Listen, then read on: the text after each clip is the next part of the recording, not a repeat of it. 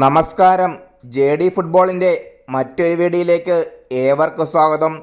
Football ലോകത്തെ ഏറ്റവും പുതിയ അപ്ഡേറ്റുകൾക്കായി ചാനൽ മറക്കാതെ സബ്സ്ക്രൈബ് ചെയ്യുക. ഇംഗ്ലീഷ് പ്രീമിയർ ലീഗിൽ മാഞ്ചസ്റ്റർ സിറ്റിക്ക് വിജയം. ബ്രെൻഫോർഡിനെ 1-2 ഗോളുകൾക്കാണ് മാഞ്ചസ്റ്റർ സിറ്റി പരാജയപ്പെടുത്തിയത്. മത്സരത്തിൻ്റെ ആദ്യ മിനിറ്റിൽ തന്നെ യൊനെവിസ നേടിയ ഗോളിൽ ബ്രെഡ്ഫോർഡാണ് ആദ്യം ലീഡ് നേടിയത്. എന്നാൽ 19-ാം മിനിറ്റിൽ തന്നെ എർലിംഗ് ഹാലൻഡിലൂടെ മാഞ്ചസ്റ്റർ സിറ്റി ഒപ്പത്തിലെത്തി. മത്സരത്തിൻ്റെ 32-ാം മിനിറ്റിൽ എഡേഴ്സൺ മൊയർസിൻ്റെ അസിസ്റ്റിൽ എർലിംഗ് ഹാലൻഡ് തന്നെ മാഞ്ചസ്റ്റർ സിറ്റിയുടെ 2ാം ഗോൾ നേടി.